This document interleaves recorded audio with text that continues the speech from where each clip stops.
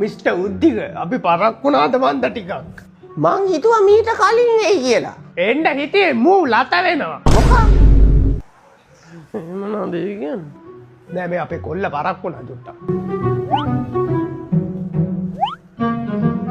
පුතාට දැන් එක්සෑම් එකම එනව නේද? පාඩම් එහෙම කරන වෙදි දැන්. පාඩම් මූ කරන පාඩම් පාඩමක් නෑ. මූ කරන්නේ දවසම කාමරේ ඇස්තර ඉංගගෙන රැප් අහලා ඉන්න හරකෙක් ඔය. නිකන් දවස් වලට යාළුවොත් එක්ක ක්‍රිකට් ගහලා රෝන්දි ගහලා ඉන්නවා.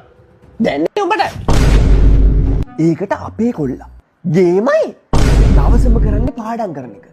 කෙල්ලෝ යාළුවෝ නම් ටිකක් ආශ්‍රය කරනවා. කොල්ලෝ යාළුවෝ නම් ආශ්‍රයක් නෑ වැඩිය. ඉන්නේ අර කසුන් කොල්ලා තමා. ඔය දැනුත් කසුන් කොල්ලා ගෙදර ගිහලා එන ගමන් කියලා මට කෝල් එකක් දුන්නා. අංකල් ටොයිලට් එක කොහෙද තියෙන්නේ? ඉතින් ගිහලා ඔබට හැරෙන්න.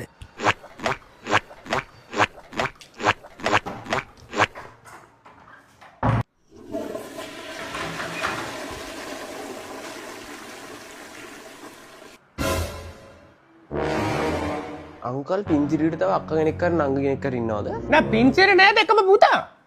මේ උද්දෙකට ඉන්නේ ඉතින් එක කොල්ලයිනේ. ඈ? එතකොට මේ කාමරේ ගෝනික්කොත් ඉන්නවා. ඒක නෙය අපේ කොල්ලගේ කාමරේනේ. අපේ කොල්ලා එහෙම නෑ. කුණු හarp තියෙන සින්දු මුකුත් ආන්නේ හරිම පිළිවෙලයි. අර කොරියාවේ ඉන්නේ කවුද? කොල්ලෝ කට්ටිය. අන්න ඒගොල්ලෝගේ සින්දු වහන්නේ දවසම. දැන් නම් කසුන් පුතාලා ගෙදර ඉඳන් එන්න මේ එන්නේ කියනකොටම තාත්ති මං ආවා පුතා මගේ වටවලයා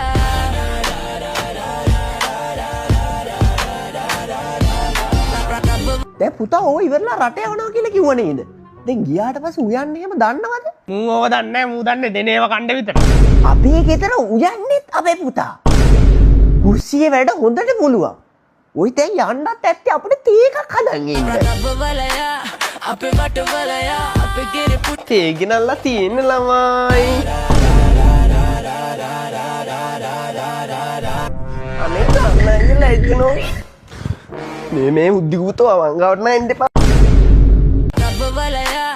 අපේ වටවලයා අපේ ගෙරේ පුතා මගේ වටවලයා